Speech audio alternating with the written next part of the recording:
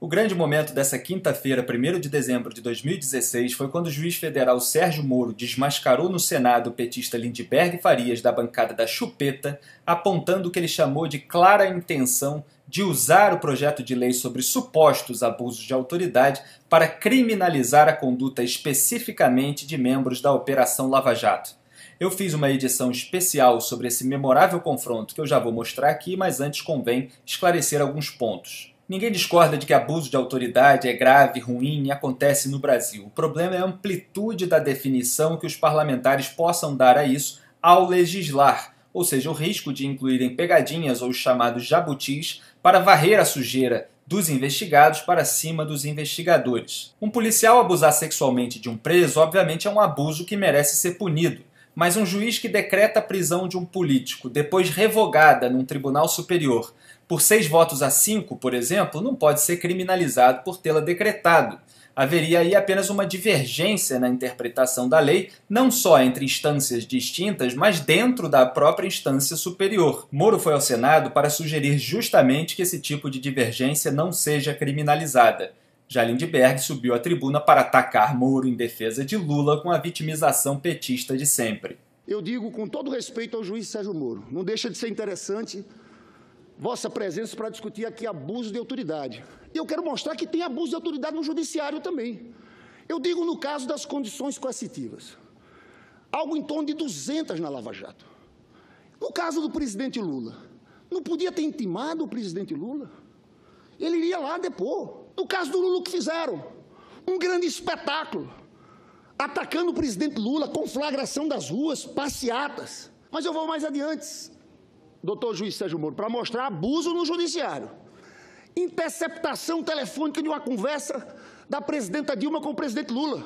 Vossa Excelência gosta muito dos Estados Unidos, vai muito e fala muito dos Estados Unidos. Imagina nos Estados Unidos, um juiz de primeira instância do Texas gravar uma conversa de Bill Clinton com Obama e divulgar em horário nobre, horas depois da gravação. Foi isso que houve naquele caso. E o senhor sabe que a gravação foi uma gravação ilegal, prisões preventivas abusivas. Eu estou tendo coragem de vir aqui para dizer o seguinte: eu acho que vivemos uma escalada autoritária, tem ameaça ao Estado Democrático de Direito. Teria o prazer de discutir esses casos, o que foi feito especificamente com a Petrobras, quando isso fosse encerrado, né? E dar minha opinião sobre o saque que foi feito em cima da Petrobras. Mas eu fico preocupado, e aqui eu externo essa posição, há essa afirmação de que a lei de abuso de autoridade, o projeto não tem nenhuma intenção de frear a Operação Lava Jato. Há essas afirmações de que a Operação Lava Jato é sagrada, mas, não obstante, com todo respeito ao eminente senador, fica claro aqui que está se afirmando que eu, na condução do caso, cometi abuso de autoridade e devo ser punido.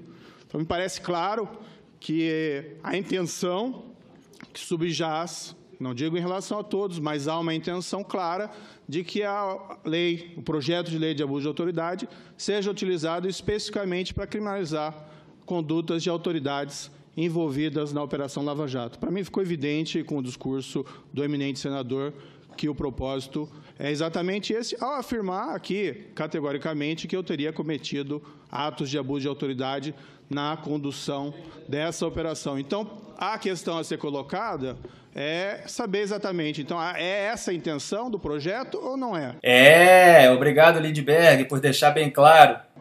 Se for essa a intenção do projeto, eu insisto na necessidade ou do adiamento, porque vai passar um recado errado para a população, ou, pelo menos, senador, a colocação dessas normas de salvaguardas para o juiz saber. E não digo aqui só o juiz de primeira instância, várias das minhas decisões que foram proferidas, e pode sempre haver discordância em relação às decisões, foram mantidas pelo Tribunal Regional Federal da 4ª Região, foram mantidas pelo Superior Tribunal Eleitoral, foram mantidas várias vezes por unanimidade, mesmo em relação a prisões preventivas decretadas na Operação Lava Jato, pelo Supremo Tribunal Federal.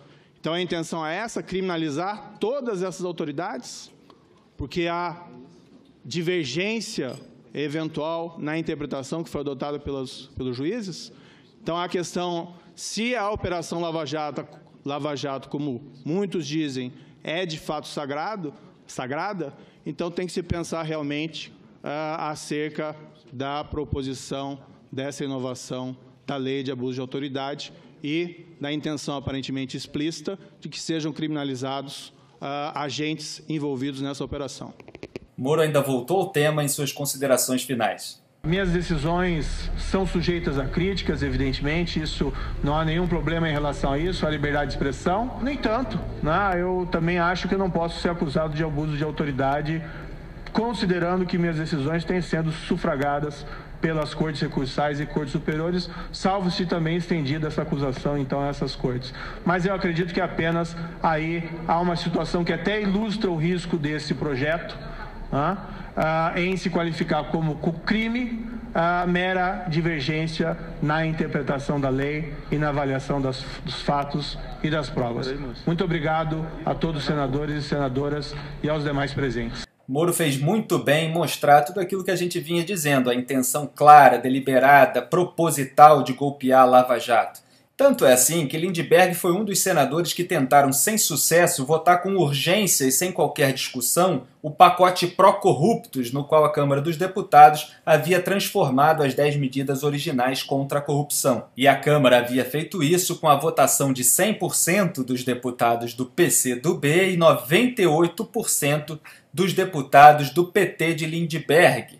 Esses mesmos partidos que diziam que o impeachment era um golpe para frear a Lava Jato, como se eles próprios não tivessem esse interesse. O pacote pró-corruptos, que incluiu também medidas sobre supostos abusos de autoridade, é uma coisa. O projeto de lei específico sobre supostos abusos de autoridade é outra. É hora de os brasileiros mostrarem nas ruas o seu repúdio a esse ataque cínico em várias frentes aos juízes, procuradores e promotores honestos que lavam a jato a alma desse país. Destacando a importância desse trabalho realizado pelo juiz Sérgio Moro na condução desse processo. Temos que reconhecer que se trata de uma atividade extremamente complexa, desafiadora. Pode aqui ou acolá ocorrer um equívoco ou outro de interpretação, mas tem-se que reconhecer que é um trabalho singular, peculiar, por todos os títulos. E eu acredito nesse contexto, não em meu nome pessoal, mas em nome, acredito, do próprio Supremo Tribunal Federal. Trata-se realmente de um trabalho magno, digno de todos os encômios.